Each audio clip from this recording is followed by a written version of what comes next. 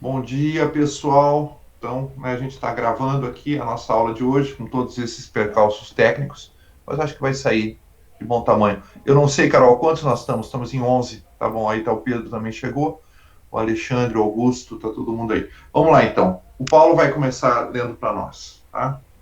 Uhum, muito bem. Se vocês estão vendo bem. Opa. Então, como já havia antecipado em O Príncipe, usando a metáfora da medicina hipocrática, a saúde do corpo social depende do equilíbrio entre dois humores, entendidos como aspiração de classes, né? Aspirações de classes. O do povo, de não querer ser oprimido pelos grandes, pelos nobres, e a dos nobres de comandar e oprimir o povo. Para isso, as instituições políticas jogam um papel decisivo. A pergunta que eu submeto ao debate dos colegas é qual seria o papel das instituições, em especial se as instituições devem reprimir ou evitar o conflito entre indivíduos e classes, tá? Ou se deve agir de uma outra forma. E aí a resposta do Maquiavel é que, com base no olhar histórico, né, se deve adotar mecanismos para canalizar as desordens, né, porque a república está baseada na discórdia, e as suas instituições devem buscar, em vez da sua eliminação, a sua administração ótima, né. A paz social vai decorrer não do consenso, mas do bom manejo do dissenso. E aí, né, na verdade eu já estou respondendo, né, estou me antecipando aí ao debate, né, mas ele exemplifica como a defesa do direito de acusação pública, né, que deve ser contrabalançado, claro, pela punição das calúnias, né, mas isso serve para evitar que a fermentação das paixões, já que as paixões elas são naturais, elas decorrem da própria natureza humana, né, se volte contra a estabilidade política, né.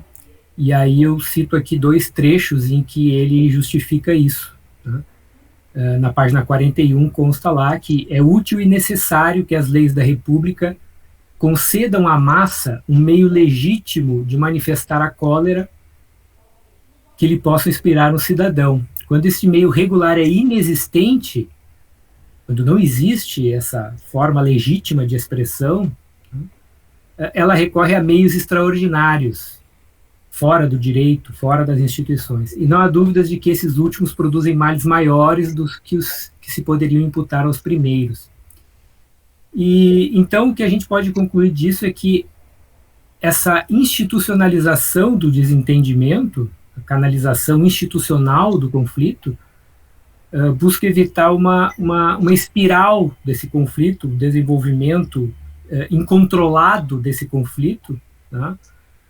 O que é exemplificado por o que é mostrado, ilustrado nessa outra citação da página seguinte, que o crime provoca o medo. A gente está dizendo que esse conflito, não tendo um meio de institucionalização, seria criminoso, né? Uma expressão dessa paixão seria criminosa. Então, o crime provoca o medo busca meios de proteção reclamam partidos, partidos criam facções que dividem as cidades e originam a ruína dos estados, né? A grande preocupação de Maquiavel com a estabilidade, então, fica aqui manifestada mais uma vez. Então, o que ele defende, né, em vez dessa tentativa ingênua de repressão das paixões sociais e eliminação dos dissensos de classe, é a organização pacífica e produtiva do desentendimento. Então, nesse sentido, é possível entender que a cisão entre a plebe e o Senado não enfraqueceu Roma, né, contribuiu para a sua grandeza, porque disso resultaram boas leis, disso resultou uma administração produtiva desse conflito. Tá funcionando meu áudio? Tá. Só um segundinho, Marcos, só um segundinho. O Paulo tá maravilhoso, Paulo. Eu acho que você deixou, e eu acho que você sintetizou bem um ponto do Maquiavel, digamos assim, a estrutura, tá? A estrutura do conflito. na sociedade e a inevitabilidade dele. Mas do ponto de vista funcional, você não tinha espaço para fazer isso aqui, entendeu? Ou seja, você não tinha espaço em uma página para conseguir explicar por que é produtivo. Tá? Você só afirmou que é produtivo. Então você está fazendo uma análise estrutural e funcional do conflito. A gente entendeu como ele deve ser estruturado, através de instituições que o canalizem e evitem a adoção de meios extraordinários. Por que tem que canalizar? Porque é inevitável. Tá? Não, eu nunca vou tornar a massa virtuosa e a elite virtuosa, a elite a ponto de não querer oprimir o povo, e o povo, não, por que também o povo gostaria de ser oprimido? Entendeu? Então não tem como mudar os ânimos, os humores, como você colocou. Perfeito. Então a análise estrutural dele é: canalizemos, façamos instituições que permitem dar vazão, tá, às paixões, aos instintos e às tendências que levam ao conflito. Perfeito. E aí você termina dizendo: mas por que é importante? Por que é importante não eliminar o conflito? Dois argumentos. Porque é irreal. Tá? É irreal. Também é impossível fazer isso. Né? Ou se a gente fizesse, ficaria pior ainda do que o soneto. Né? O Bruno deve estar lembrando do argumento do Madison. Né? Não devemos eliminar a causa das facções. Porque assim como o ar é causa do fogo, e a gente não pode querendo eliminar o fogo, eliminar o ar, que seria pior ainda, tá? Então, a liberdade é a causa das facções. Né? E aí a gente teria que eliminar a liberdade para não ter facções. Aqui ele vai dizer: os humores são causa das facções. E esses humores são inelutáveis, a gente não pode eliminá-los. Tá bem. Agora, do ponto de vista funcional, por que é bom que seja assim? Isso você já colocou, que o Maquiavel disse que é bom. Agora, só tinha uma página, né, Paulo?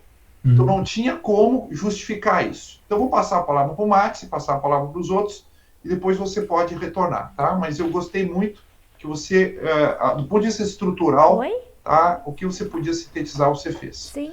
Então, Max, você. Não, meu comentário era bem simples, era simplesmente da citação que o Paulo fez, que não é da concórdia e da harmonia, que em Roma surgiu grandes instituições, mas sim da discórdia entre o Senado e a plebe.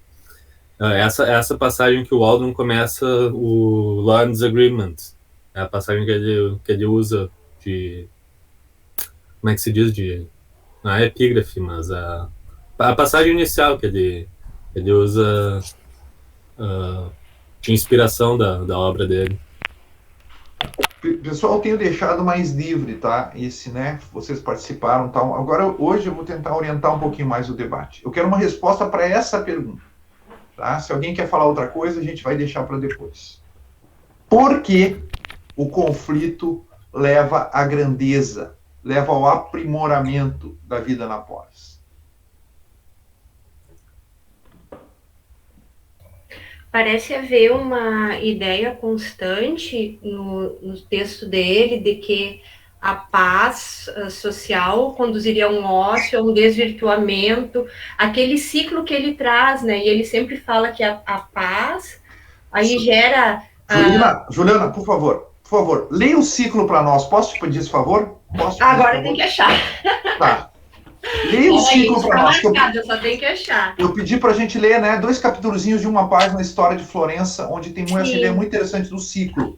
Tá. A gente viu um ciclo, né, diacrônico, tá, de regimes. A gente nunca viu um ciclo dinâmico do conflito, né, ou dos estados da coisa pública. Né? Quais são os estados da coisa pública? Vamos lá, Juliana. Conseguiu? Sim. Tá, por favor. Porque a virtude gera... Agora, eu não sei se isso aqui está em italiano ou se está em dialeto toscano, tá? Mas seria... Você está lendo original. O ócio é desordem ruína, e da ruína depois a ordem, da ordem a virtude. Eu li a parte em italiano, depois eu li a parte em inglês, porque algumas palavras eu entendi em italiano e outras em inglês. Não, então tem esse ciclo que... Bom. O dialeto toscano é o italiano, né? Tá? O Dante canonizou ele, tá? Mas perfeito, tá? Vocês viram, então, o ciclo, né, que a Juliana enunciou para nós, tá? Então, a paz ou a tranquilidade, tá, leva à ruína. Esse que é o ponto, né? Deixa eu ver. Eu consegui uma edição da Musa, Juliana, olha só, 1998, né? Vocês andavam de triciclo, tá? E aqui tem, e aí ele diz assim, da ordem vira desordem, não, perdão, tá? Cadê o ciclo? Tá. Costumam as províncias, as mais às vezes, nas mudanças que são submetidas, da ordem vira desordem. E novamente, depois passar. Agora eu perdi a página, né, Eugênio? Tá?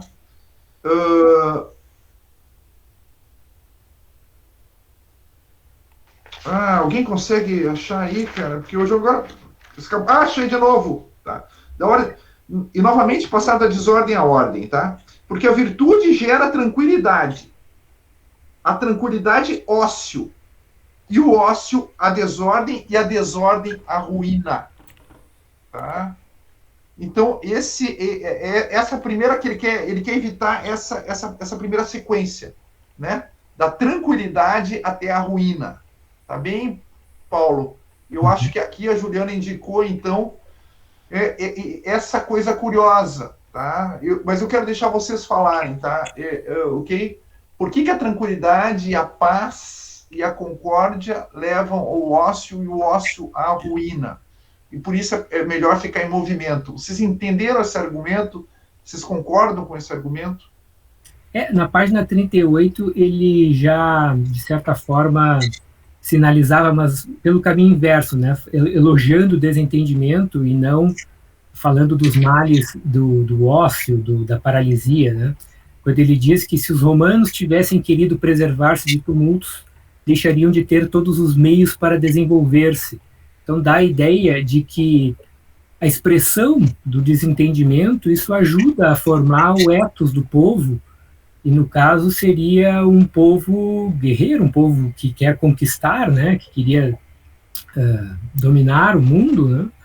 Então, de certa forma, se isso não fosse estimulado de uma certa forma na própria sociedade, Roma não teria desenvolvido essa qualidade que possibilitou a conquista do mundo, né? O ponto mais tarde, nós vamos ver por que também a inevitabilidade da conquista, tá? Se alguém, por favor, anote aí, eu vou me esquecer, nós vamos ter que voltar com isso. Mas ele vai dizer que a conquista é inevitável, tá? Que eu tenho que, né, em relação a repúblicas como Veneza e Esparta, que são repúblicas estáticas, ele acha que isso não você tem que criar uma república para ela se expandir, não adianta, tá? É inevitável, e isso a gente vai entrar depois porque que ele justifica. Mas o que você está falando é uma coisa interessantíssima, tá? Eu nunca tinha pensado, eu não tinha pensado assim, como sempre eu estou aprendendo um monte aqui com vocês. Se alguém leu a Hannah Arendt diz assim, a Hannah Arendt ela é fascinada, com razão, pela ideia de pacto, né? Você sabe que o próprio Ehring diz assim, pacto vem da palavra pax, sabia? E o Rudolf von Ehring, no Espírito do Direito Romano, diz assim, olha, Roma é fundada em cima de um pacto, Paulo Mário. Qual que é esse pacto, Paulo Mário? É a lei das 12 tábuas, tá? Onde houve uma aliança entre lex, aquilo que liga, né? Aquilo que vincula. A lei das 12 tábuas vinculou dois povos diferentes, etnicamente diferentes, inclusive com religiões diferentes, né? Você sabe, né? Por exemplo, né, eles adoravam Júpiter Capitolino, os patrícios, e os plebeus mais a deusa Ceres, que era a deusa da agricultura, né? Até diferenças religiosas havia. Diferenças étnicas e religiosas, tá bem? Dois povos se unem para formar um só, né? Na lei das 12 tábuas. E a Hannah Arendt vai falar, esse é o projeto de Roma para o mundo. Claro, ela tem uma visão bem, digamos assim, eu não vou dizer romântica, tá? Nem idealizada, tá? Mas uma visão muito, muito arendtiana, tá? Ela diz assim, não, Roma não queria conquistar o mundo. Roma queria submeter o mundo à lei, sublege, colocar o mundo sublege, que ela tira uma citação lá do Virgílio. Tá? Então, no fundo, Roma, cada vez que ela conquistava, ela fazia uma aliança com o povo conquistado. Você sabe, né? Isso era votado normalmente uma lex nas assembleias do povo, que dava as cláusulas da relação futura, né? Estabelecia quais são os parâmetros da relação futura com esse povo. Então, ela via assim, como Roma expandindo a ideia de aliança e de pacto sobre todo o orbe, ou pelo menos sobre todo o Mediterrâneo. E Roma era vocacionada a fazer isso, tá? Porque ela mesma tinha sido fundada sobre um pacto. O que o Paulo Mário está falando é o inverso. Tá? Ele faz a leitura maquiaveliana e não arendtiana. Roma, tá? era vocacionada a resolver conflitos ou a triunfar, tá? Porque ela mesma foi gestada no conflito, né? Tá bem? Ou seja, ela era um povo vocacionado para a luta, para o combate, porque a sua vida interna é uma vida de luta e de combate. Tá? Eu gostei dessa leitura que o Paulo Mário faz, que é exatamente o inverso. Né? O esquema é o mesmo, mas as variáveis são invertidas em relação ao conflito. Eu gostei dessa ideia. Tá? Se eu quero um povo vocacionado para a conquista e para a luta, ele mesmo deve estruturar suas instituições para permitir que a luta que existe naturalmente na sociedade, que é entre ricos e pobres, entre elite e povo, tá? Seja um motor, tá? De criar... bom, aí eu vou deixar vocês analisarem o que isso provocaria na sociedade. Alguém quer falar agora? Oi. Posso? Vai. Bom dia, pessoal. Tudo bom? Não, Barzotto, se eu estiver mudando muito do assunto, me corta, mas me parece que é relacionado. Acho que esse é o grande projeto do Maquiavel, né? Porque ali pelas tantas ele vai dizer que esse arranjo dos conflitos em Roma foi obra do acaso. Só para preparar quem vai falar depois de ti, tá? Para o pessoal ir poder pensando também, não pegar o pessoal de calça curta. Pensem, tá? Quais seriam as instituições no Brasil que são deficitárias, quanto, para usar a expressão do Paulo Mário, quanto à canalização dos conflitos. E o que vocês podem propor para canalizar esses conflitos? Tá? Vai lá, Bruno. Não, eu ia dizer que o ponto e o projeto do Maquiavel me parece esse, né? Ele fala isso dos humores e de que essa é o grande ponto do sucesso de Roma, mas ele diz, olha, isso foi obra do acaso. Aí ele conta a história como foi do acaso. Então, o projeto dele e nosso aqui como teóricos políticos é controlar esse acaso, né? Entender que esse conflito dos humores era importante e reproduzir isso com virtude por meio de instituições, né?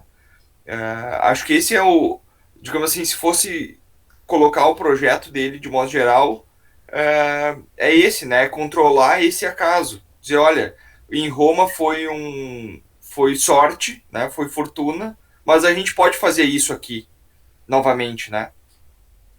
Bruno, aqui é melhor, ele dá um nome a essa fortuna. Não é bem a fortuna e não a acaso aqui. Eu acho que é um elemento estrutural que está sempre presente. A fortuna pode estar presente de um modo ou de outro, mas o conflito está sempre presente. E ele, ao invés de pensar em termos de concórdia, como parecem os clássicos fazer, Platão, Aristóteles, Cícero, e ele é o primeiro moderno, no certo sentido, entendeu? Antecipa Marx aqui. Né? Embora Aristóteles já falasse do conflito de classes, também procurasse canalizar. Mas é interessante a ênfase que ele dá na questão da discórdia. Tá bem? E aqui eu queria, não sei se alguém vai por essa linha, o Adroaldo fez uma pergunta, né, se a antropologia dele é uma antropologia individualista. E aqui eu acho que tem uma antropologia dele, Bruno, que é um traço da antropologia dele, que é o seguinte, o Carl Schmitt vai chamar isso, né, ele diz assim, para o grande autor político, o ser humano é um ser perigoso. Tá? É a periculosidade do humano. Tá? E parece que... Aí o Léo Strauss entra, né? Que a gente não pode fugir a essa periculosidade sem fugir do humano. Toda utopia é uma utopia sem conflito, né? Utopia de tipo comunista, né? Por que só tem um partido? Porque não pode ter conflito, velho. Entendeu? Por que não tem liberdade de expressão? Porque tu não tem o que falar. Entendeu? O partido já chegou na verdade, entendeu? Toda utopia é uma utopia formada no consenso, pode ver.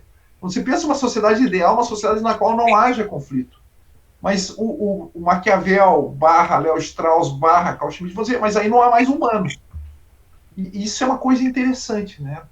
Assumir a dimensão conflitiva da vida, como talvez a expressão, olha só, talvez a expressão mais alta do humano, tá bem? Se eu não tiver uma dificuldade, como é que é? No pain, no gain. Né?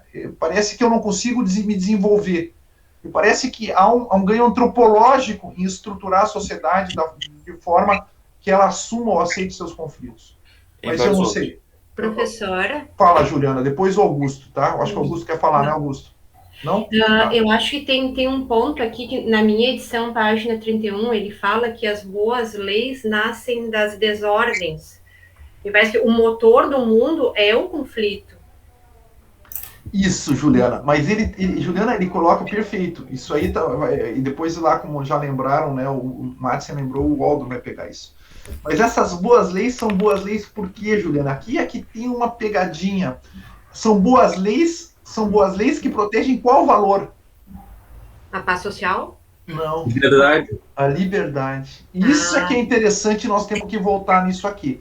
Eu estava lendo no Skinner, viu, Bruno? Eu retomei o Assim, Skinner. tem outro ponto que ele fala, né? Que as boas leis, que a liberdade nasce em função da luta pela liberdade. Exato, exato. Mas nós vamos voltar isso aqui, que eu acho que o Augusto ainda quer ficar nesse ponto. Vamos voltar, eu vou anotar isso aqui, tá?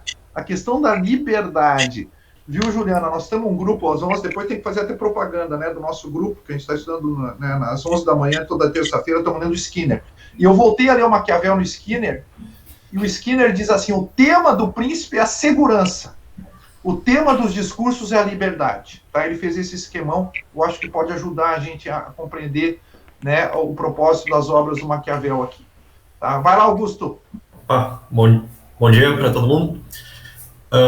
Me parece que um ancestral de Maquiavel aí talvez seja o Heráclito, né, que fala que a guerra é a mãe ou o pai de todas as coisas. Então, ainda que aplique mais a cosmologia, a física, não parece deixar de ter esse ancestral, que não por acaso também é muito referido por Hegel, né? Muito admirado por Hegel. Viu, Augusto? Fala, Bruno, fala. Não, eu pensaria em discordar um pouco, porque aqui o problema não é a guerra, né? É o conflito canalizado por meio de instituições.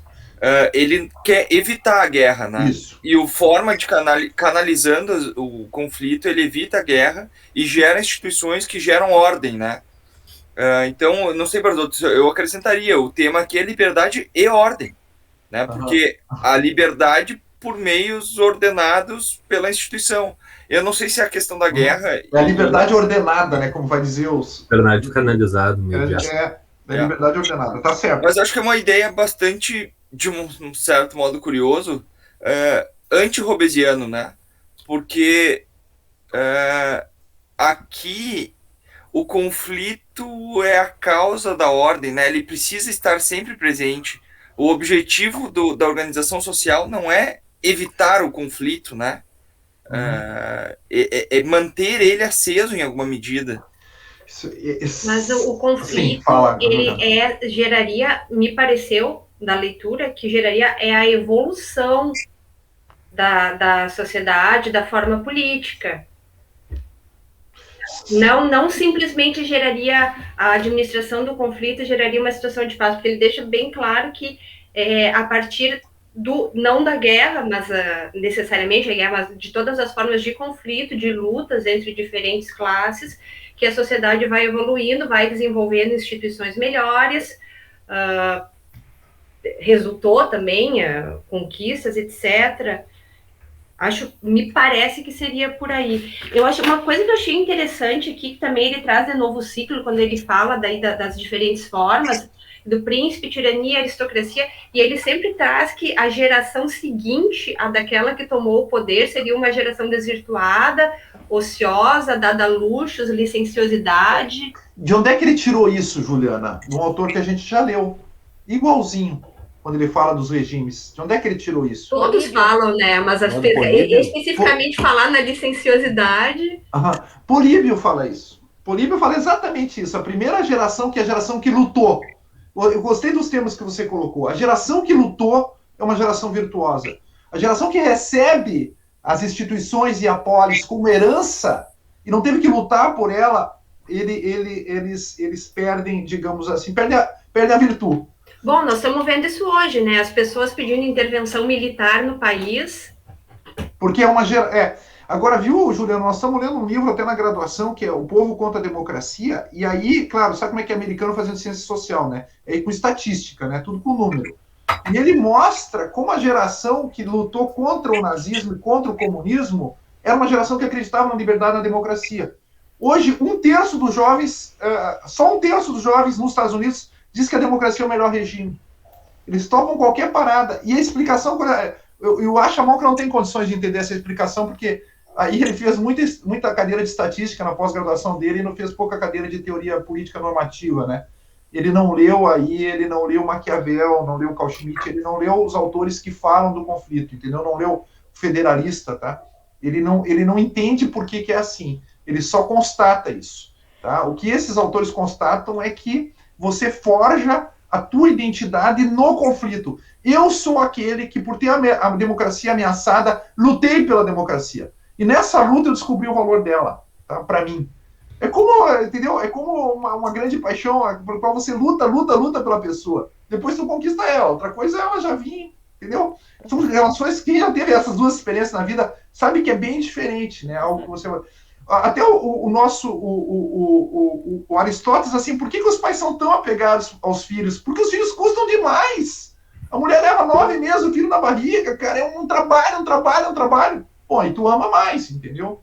Se fosse de um outro modo... Fala, Carol. Não, só um comentário. O que me surpreende... Professor. Sem áudio, Carol. A Juliana comentou do pessoal pedindo... Depois a Carol Alexandre. É que nós não passamos nem Focolari, tu tá sem áudio. Quem tá na rua pedir intervenção militar são os homens de meia Carol, idade. tu tá sem áudio. Ah, tá. O que me surpreende no que a Juliana falou, né, das pessoas pedirem intervenção militar, é que não passou nenhuma geração da nossa abertura democrática. E quem está na rua pedindo intervenção militar são os homens de meia idade que viveram o mesmo período. É isso que é surpreendente. E aí eu fico bugada totalmente, porque eu não entendo. E isso seria interessante de explicar. Por que isso é uma exceção à regra que a gente vem anunciando? Mas eu vou deixar para vocês falarem sobre isso. Professor? Alexandre. Oi, bom dia. Não, eu ia comentar, achei muito interessante o ponto que o colega Bruno disse a respeito da liberdade e ordem, né? Porque me parece que Maquiavel tem uma preocupação muito grande com a ordenação e a manutenção do governo constituído. Então parece ser inescapável ao Maquiavel uma certa desordem, um certo dissenso no processo de formação de uma república, né? Mas uma vez constituída, parece que ela deve ser ordenada, mas parece que, mesmo assim, esta dimensão conflitiva ela parece ficar num estado de latência, né? E que deve existir e que seja necessário. Tanto que Maquiavel, ao tratar, né, do tema da liberdade, um ponto tão sensível ao Maquiavel, ele trata dos meios legais de manifestação. Ou seja, a liberdade só existe com ordem, me parece, aos olhos de Maquiavel. E outro ponto que eu queria falar também, que me pareceu muito interessante, é que no ciclo que Maquiavel fala, que a gente já tinha visto no Políbio, quando Maquiavel trata das 6 formas, as três principais, né, as 3 naturais e as 3 degeneradas, Maquiavel ele acaba concluindo que para ele as 6 são ruins, são prejudiciais. E por que as 3 não degeneradas são prejudiciais? Porque elas estão sujeitas à degeneração. Ou seja, não se pode ter naquelas 3 formas esta manutenção, ainda que por vias, né, de manutenção de ordem e dessa dimensão conflitiva. Então, me parece que isso fugiu um pouco aos olhos de Políbio. E eu achei isso bastante interessante. Enfim, obrigado. Alexandre, a mesma solução do Políbio, entendeu? Que o Maquiavel vai tirar. Tá? Ele vai dizer, olha só, o governo misto é que é o mais estável. E é curioso, né? O governo misto é você institucionalizar o conflito mesmo, né? Se você vai separar os poderes, eles vão viver se pegando. É uma coisa curiosa. Por isso que o Hobbes abominava isso. O Hobbes viveu a luta entre o rei e o parlamento. Então ele abominava. Ele dizia, não dá para separar os poderes, o governo misto, nunca me falem disso. Porque isso vai levar ao conflito à guerra civil. Agora, é interessante você pensar as instituições sempre a partir do conflito, né? Ou seja, né? Eu sei que essa ordem é necessária para canalizar a liberdade. Você falou muito bem, né? A ordem, ela é pensada sempre como um veículo e um valor instrumental em relação à liberdade. E, ao mesmo tempo, claro, como algo que preserva a liberdade. Eu fiquei pensando, né, eu pedi exemplos contemporâneos aqui, também não quero entrar numa discussão muito situada no Brasil e fugir muito desse Maquiavel. Mas seja a questão do impeachment no Brasil, né? É um modo de você canalizar o conflito. É um bom modo ou não? Tá? Eu fico pensando, a queda de um primeiro-ministro no parlamentarismo, né? Vocês vejam que, entendeu? Eu estou insatisfeito, né, Alexandre? Eu estou com ódio do cara, tá? Mas eu canalizo isso aí, não é assim? A gente vai para a rua e o cara cai, tá? O modo como é feito no Brasil, com 90 dias, com não sei quantos dias, entendeu? Me parece uma leitura maquiaveliana, não maquiavélica, né, mas maquiaveliana, que é um modo ruim de se analisar os conflitos. Bertolotto, até porque em todo o impeachment que a gente vivenciou, e foram vários, né, nos últimos tempos, sempre houve a retórica de que isso é golpe. Pode ter sido correta ou não, mas sempre se aproxima de uma certa forma dessa ideia ou do risco de ruptura, pelo menos no discurso, né? Então, por isso que a queda do primeiro-ministro, a desconfiança do primeiro-ministro no parlamentarismo é uma maneira muito mais suave de gerenciar o conflito, né? Sem crise, né? Me parece que a crise ela é um pouco ela é um aspecto fisiológico até do processo de impeachment, né? É uma coisa assim que é muito difícil, não tem governo que não resiste, não tem governo que não sangre, o país sangra com o impeachment aprovado ou não, né? Me parece isso. Agora tu vê o que é pensar diretamente a partir da ordem e não da liberdade. Se eu penso a partir da liberdade, eu quero tirar, a gente quer fazer bagunça. Isso é pensar a partir da liberdade. Bom, e para isso eu tenho que ordenar. Agora, se eu penso em termos de ordem, é assim, Paulo Mário. Eu vou ter 4 anos, dizer assim, a diferença do presidencialismo e do parlamentarismo é que o presidencialismo é uma irresponsabilidade com prazo determinado, né? E o parlamentarismo é uma responsabilidade com prazo indeterminado, né? Eu já vi essa, e eu acho que é uma bela descrição, tá? Eu odeio quem está no governo, entendeu? Eu quero canalizar isso aí. Quem pensa a partir disso não vai por prazo, entendeu? Não, nenhum poder está garantido, né? O cara vai poder cair. Eu acho que é mais maquiaveliano e mais inteligente pensar a partir do dissenso do que a partir do consenso. Ah, não, nós elegemos os caras, agora nós temos que ficar 4 anos, tá entendendo? Isso é pensar a partir do consenso, não é pensar a partir da liberdade. Cara, mudei de ideia, eu votei no cara e agora eu desgostei dele. Tá? Agora acho que ele é um infeliz. O dissenso, ou pelo menos o debate, o próprio checks and balances, né, deveria ser entre governo e oposição, não propriamente entre poderes, né, como é no Brasil também, né? Isso acaba, de uma certa forma, machucando a instituição, né? Quando um poder entra em conflito com o outro, né? O parlamentarismo coloca assim, não, é governo e oposição, né? Qual é o contrário aqui da liberdade ordenada? Qual é o contrário da liberdade? Sabe o que ele diz? Quer dizer, qual é o contrário da virtude, de certa maneira, tá? Que é o que me conduz à liberdade? É a corruzione, né? É a corrupção. É um termo técnico no Maquiavel. Um povo corrompido não pode ser livre. Isso é interessante, né? É um povo corrompido. O que é um povo corrompido? O que são instituições corrompidas? Um povo corrompido é um povo que não luta mais, tá? Entendeu? Ele não luta mais. Ele recebeu tudo de graça, ele aceita ser oprimido, é um povo que não luta. Instituições corrompidas são instituições que não canalizam o conflito, tá? E vão fazer com que a população vá para meios extraordinários. Como diz o Paulo Mário, no Brasil o impeachment é visto como meio extraordinário. Por isso que tem a retórica do golpe. Não é visto como meio ordinário. Isso é uma instituição mal desenhada, né? Entendeu? Uma instituição mal desenhada. Se o Maquiavel está certo. Eu quero dar um outro exemplo para vocês que o Paulo Neto falou, o conflito entre oposição e situação. A Hannah Arendt, na Origem do Totalitarismo, diz assim, por que houve corruzione? Por que os partidos na Europa se corromperam? Sabe por quê, Paulo Mário? Porque fazem coalizão. Quando tu faz uma coalizão, como essa coalizão tem Israel agora, né? Da extrema direita e extrema esquerda, né? A única unanimidade deles era tirar o Bibi do poder, tá? Ela diz, cara, quando você faz uma coalizão assim, não tem nenhum projeto de governo. É impossível ter um projeto de governo. E olha o que ela diz, Paulo Mário, não é o excesso de poder que leva à corrupção. Vocês aí, você e a Juliana, que são juízes, né? Atrás de político corrupto, né? Tá? Aqui, não é o poder que leva à corrupção. É bem aquelas coisas criativas da Hannah Arendt. É a falta de poder que leva à corrupção. Porque o cara entrou na política para mudar o mundo, velho. Aí ele faz uma aliança com 10 partidos diferentes, com 10 programas diferentes, e não faz nada. Então parece que a Hannah Arendt diz assim, então o cara diz assim, então vou me dar bem, velho. Só tô aqui. Se eu tenho um poder incapacitado de transformar a sociedade, de gerar novos estados de coisas, de promover o bem comum, pelo menos eu vou promover o meu bem, então. Tá? Olha a gênese dela. E ela dizia, a única que escapou disso aí, antes da Primeira Guerra, era a Inglaterra. Sabe por quê? Porque era bipartidarismo. Situação é situação e oposição é oposição. Não tem esse negócio de fazer coalizão com 50 partidos, entendeu? Então, de novo, né?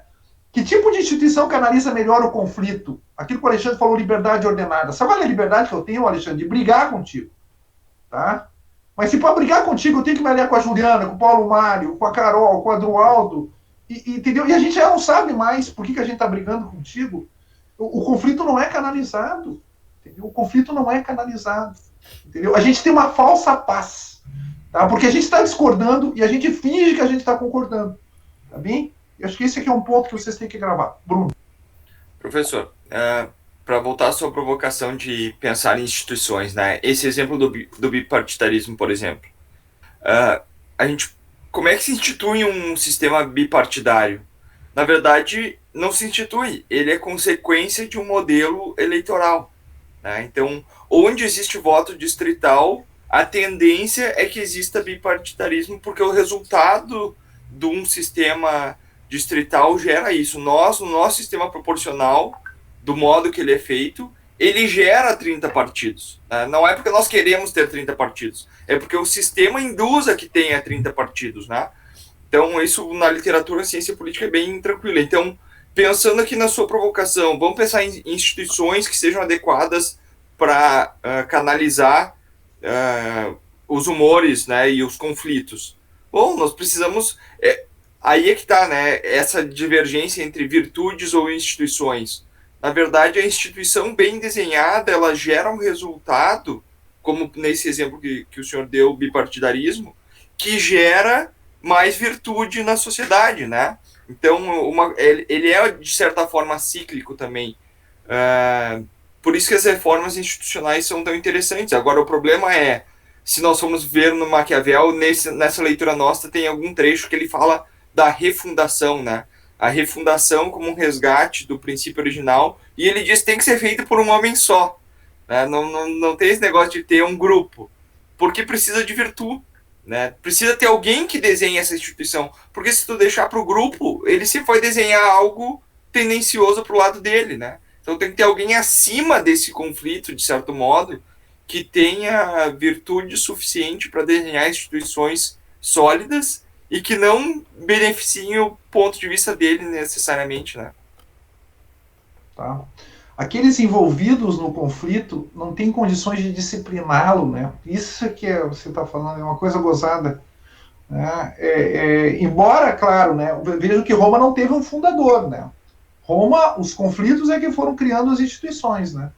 Tá? E Roma foi feliz, aí entra a fortuna que você falou, que ela conseguiu a medida, o povo primeiro faz a lei das 12 tábuas, depois tem o tribuno da plebe, depois consegue o consulado, e ele vai entrando na estrutura da... eu fico pensando no Reino Unido, né? Entendeu? Primeiro só os nobres votam, depois os grandes burgueses, depois a classe média, depois os operários, depois as mulheres, não é isso?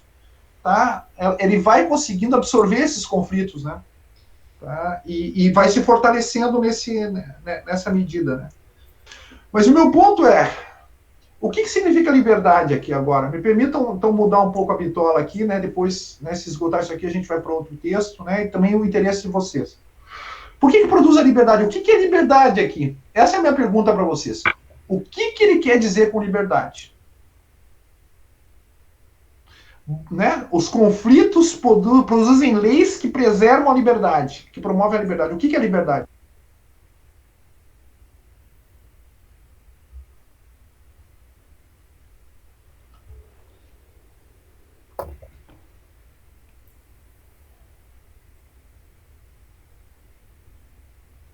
Por que o povo é o melhor guardião da liberdade do que a aristocracia? Mas a aristocracia é guardiã da liberdade também.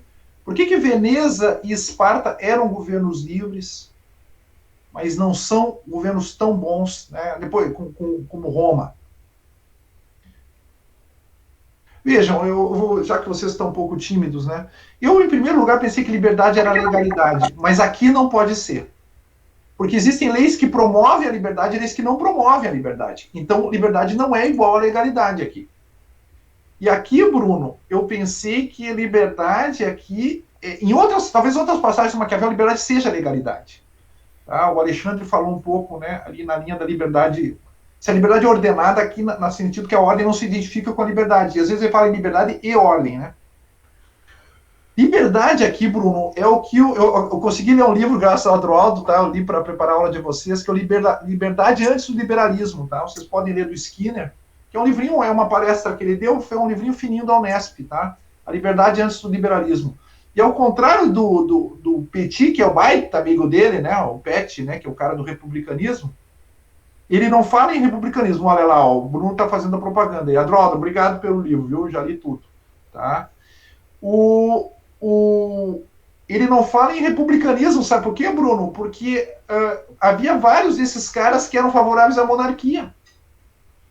E o próprio Maquiavel não tem problema em você ter um elemento monárquico, né? Ele fica pensando no Gonfalonieri, né? O Gonfaloneiro em Florença, que era uma figura do executivo, que era um amigo dele, o Soderini, que é o cara que nomeou ele. Não tem problema com ter um poder monárquico ali, executivo. Tá? O ponto é que aí o Skinner, mas o Skinner sabe como é que é? O Skinner mora numa monarquia, né, na Inglaterra, então ele chama esses caras de neo-romanos. São os neo-romanos, o Harrington, o Sidney, o Milton, tá? Ele fica, nessa palestra Liberdade antes do Liberalismo, ele fica restrito ao Reino Unido, século XVII, início do século XVIII, tá? E ele fala nos neo-romanos. Ele acha que isso vai dar também na Constituição Americana. E aí ele foi contaminado, ele tem razão em parte aqui, mas ele ficou muito amiguinho do Petit, deram inclusive aula juntos na Austrália. E aqui, mas eu acho que eles têm um ponto, tá? Realmente pode ser. Eu acho que aqui a gente tem que interpretar a liberdade como não dominação. Tá? Ou seja, é o fato de você não reconhecer ninguém como um dominus. Tá? Você não tem um tirano, tá? Você não tem uma maioria, você não tem um senhor. Tá bem? Claro que para isso é importante as leis, né? Tá? Isso é importante. Mas o tópico é: ser livre é não ser dominado, é não ter um dominus. Tá bem? E há leis. E por que o povo é melhor guardião? Porque o povo só pensa nisso. O povo só pensa em não ser dominado. E os grandes só pensam em dominar. Por isso que, embora, sabe que Veneza era top. Isso a gente leu, hein, Bruno? A gente esqueceu, eu só lembrei porque eu li de novo. Mas Veneza era top de linha na Inglaterra, na Itália do século XV. Todo mundo falava, olha Veneza como é estável. Em Florença, os caras fizeram uma mudança em 1494, quando eles expulsam os Medici, tá? Eles fazem uma mudança tendo em vista o modelo de Florença. Florença tem o Doge, tem o Senado e tem o Concílio. Monarquia, aristocracia, democracia. Veneza tem o governo misto. Tá? E era estável, estava lá já nos anos 700, tinha 1000 anos ali, 700, 800 anos de estabilidade. Tá bem? Então eles diziam, olha Veneza. E o Maquiavel diz, não, Veneza não é bom. Entendeu? Veneza não é bom. Por duas razões. Uma razão que foi dada pelo Paulo Mário, o Alexandre, tá? Que é a razão de que Veneza não é uma potência que possa conquistar. Tá? Isso é uma outra coisa. O ser humano que luta, ele tem que estar numa luta constante. Tá? Ele não consegue parar. E, isso é uma questão talvez um pouco antropológica, e a Veneza colocou nas mãos erradas. Os guardiões da liberdade só pode ser o povo. Eu me lembro de o Fernando Atria, né, um amigo, né, que agora é deputado constituinte no Chile, né, e ele dizia, né, quem deve ser o guardião da Constituição? A turma aí do direito constitucional, do direito público, né, lembram da discussão entre o Kelsen e o Schmitt aí. E ele dizia, não, o guardião da Constituição só pode ser o povo. E aí isso é não é nem o chefe de Estado, nem o judiciário, é o povo. Isso é um pouco a visão do Maquiavel. Tá? O guardião da Constituição é o povo. O guardião de um governo livre. Tá? Um governo livre. O que é um governo livre? Fala, Carol. Ele remonta isso a Bartolo? Não, pode ser, Carol. Isso eu não sei se eu li tão depressa assim, a ponto de... Mas no liberalismo, essa liberdade, eu não sei se ele faz isso. Porque, talvez isso seja inconsciente, né? Porque Bartolo diz, povos livres que estão capacitados de fato a fazer leis e estatutos de qualquer modo que escolham. Isso é o governo livre. Tá? Isso é uma coisa curiosa, Carol. Talvez haja uma distinção entre a liberdade Bom, aí tá, desculpa. Vamos de novo, né? Eu fiz a pergunta para vocês e eu acho que eu estou confundindo. Né, um viver líbero aí, né? É o autogoverno, Carol. Só que autogoverno é uma faceta da liberdade. E às vezes o Maquiavel usa isso. E o Bartolo, quando falou isso, ele falou em autogoverno. Está dizendo, povos livres são aqueles que se autogovernam, que fazem as suas leis. Tá bem? Só que aí é que tá, entendeu? Essa dupla Skinner Petit diz assim, cara, mas há um outro conceitinho de liberdade aqui. É de não ser dominado. Para o qual, Carol, o autogoverno é instrumental. Eu acho que eu não sei se eu iria tão longe, tá? Mas assim, Carol, é o seguinte, eu quero participar na elaboração das leis para não ser dominado, tá bem? É como se a finalidade fosse a não dominação, tá? Não a participação cívica. Tá bem? Sabe, professor, que Quem está falando? Quem tá falando? O Alexandre? Tem gente que não está falando hoje, né? Depois eu quero ouvir a voz aí. Eu sei que tem mais 5 pessoas aqui que nem estão com vídeo aqui. Vai lá, Alexandre. Não, só queria fazer um breve comentário a respeito do que o senhor falou. No início, quando o senhor fez a pergunta do que é liberdade, eu tive uma tendência, eu até tratei isso no meu texto, de também considerar a liberdade um tanto quanto correlacionada à legalidade, né? Me pareceu ali haver uma preocupação do Maquiavel com a legalidade, mas me pareceu um pouco temerário fazer essa correlação. Mas aqui me arriscando um pouco, né? Parece que essa questão de não ser dominado passa muito pelo que Maquiavel fala de haver a existência das vias legais previstas em lei de se manifestar. E isso me lembrou muito, né? E eu pensei na mesma hora nisso, e o senhor me corrige se eu estiver errado, mas parece que muito no direito de petição, né? O direito de poder tocar no poder público, o direito de tu poder te comunicar com o poder público e desta forma tu participar da coisa pública, né? Então me parece que a liberdade caminha um pouco nisso, porque no povo corrompido isso já não existiria, né? Não sei, enfim, só quis fazer esse adendo. Sim. Então nós temos 3 conceitos de liberdade, com algum grau de sobreposição, né, Alexandre? Liberdade como legalidade, que é como Montesquieu entende, né? A liberdade é fazer tudo aquilo que as leis permitem. Tá bem? Nós vamos voltar a trabalhar esse conceito. Tem a liberdade como autogoverno, que era como os gregos entendiam a liberdade. Tá? E a liberdade como não dominação, que é como os neo-romanos entendem a liberdade. Tá? Que é como ali, a partir de Maquiavel, também se entendeu a liberdade. É não ter um dominus. Claro que essas 3 coisas estão relacionadas. O que essa turma neo-romana vai dizer? A legalidade, aquilo que você chama de ordem, tá? A legalidade e o autogoverno estão a serviço da não dominação. Tá? Entendeu? Eu quero participar e quero que todo mundo obedeça o direito para que ninguém possa interferir no modo como eu faço as escolhas e conduzo a minha vida. Tá bem? Agora, e aqui, desculpa, pessoal, vou fazer um desvio, tá? Mas só um pouquinho de uma coisa de cultura geral aqui, me perdoem, tá?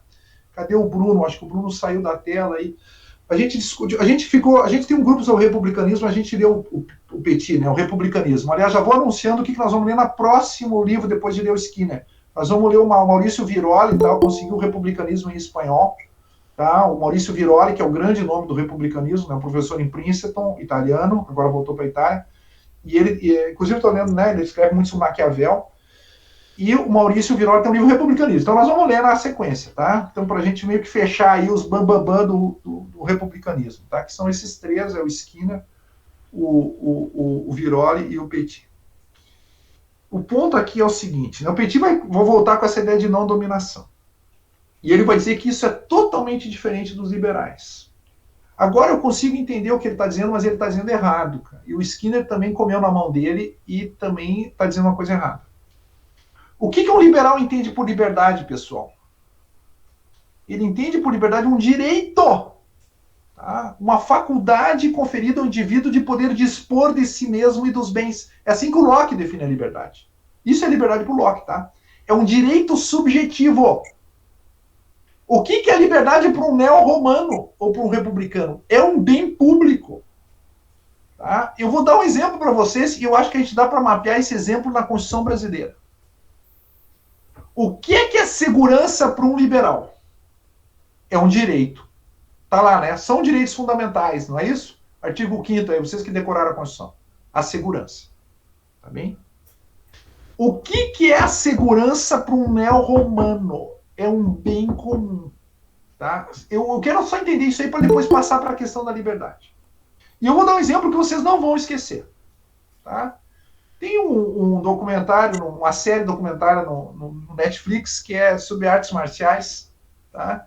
E tem um dos capítulos é Os Senhores da Guerra. É sobre Israel. Tá? Um dos episódios, são 5 episódios.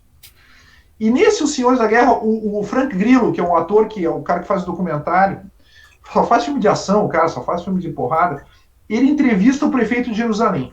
E aqui nós conseguimos ver a diferença entre o bem comum e esse direito individual. Tá? E o prefeito de Jerusalém diz assim, você sabe o que a prefeitura de Londres diz que você deve fazer quando você vê um terrorista? Vê um cara armando uma bomba, ou armado tal. Ela diz assim, eles dão três orientações. Corra, fuja, se esconda e chame a polícia. Ou seja, é a tua segurança. É a tua segurança. Tu vai fugir, tu vai se esconder e depois tu vai chamar a polícia. A segurança é vista como um direito individual e vai chamar a polícia, porque a polícia tem que fornecer, né, uma prestação positiva aqui, né, um direito social também, tá? Ela vai fornecer esse bem ao indivíduo. É devido ao indivíduo, por parte do Estado, a segurança. E o prefeito de Jerusalém diz assim, sabe o que a gente diz para a população aqui, para o cidadão israelense, quando ele vê um terrorista, o que ele deve fazer? Fight. Lute. Pule para cima do cara. Porque a segurança não é a tua segurança, tu não vai fugir e se esconder. A segurança é um bem comum. Tá? Se o cara tá com bombas e você não se atira em cima dele, ele vai entrar no ônibus e vai matar um monte de gente. Entendeu? Essa é a concepção neo-romana de segurança. A segurança é um bem público, não é o meu direito. Tanto é um bem público que eu tenho deveres em relação a ela. E não é algo que eu vou receber do Estado como cidadão britânico, que é uma visão liberal. Então aqui, agora a gente tem a diferença entre o que é liberdade. Liberdade é não dominação, tanto para o liberal quanto para o republicano. Isso que o Petit nem o Skinner entendem. Tá? Só que a não dominação para o liberal é um direito individual, dele não ser dominado. Tá? E a não dominação para o republicano é um bem comum. Ninguém pode ser dominado. Tá? E todos têm responsabilidade para excluir as relações de dominação da sociedade. Tá bem? Entenderam aqui um pouco a diferença? Tá? Era só isso que eu quero. E por isso que Maquiavel, quando fala em liberdade, nunca fala em direito subjetivo. O Maurício Viroli diz, ele nunca falou, vocês já viram ele falar, o direito à liberdade? Ele nunca fala nesses termos. Liberdade é um bem comum, ou todos têm, ou ninguém tem. Se o tirano pode pegar o meu vizinho e eu não faço nada, tá? Eu tô com um problema, velho. Tá bem? Não é como direito à saúde no Brasil, não é isso? Direito à saúde no Brasil, se eu resolver meu problema no judiciário, eu resolvi. Essa é a concepção liberal dos direitos. A concepção do republicano é fazer a luta política, entendeu? Para transformar o sistema de saúde, porque é um bem comum. Tá? Claro que se tem uma lei e eu invoco a lei, tudo bem.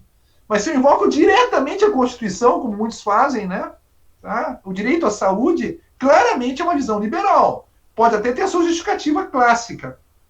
Tá? Até pode ter uma justificativa filosófica liberal. Mas não é uma justificativa republicana. Tá? O republicano não admite soluções privadas para bens comuns, porque se é um bem comum não pode ter uma solução privada.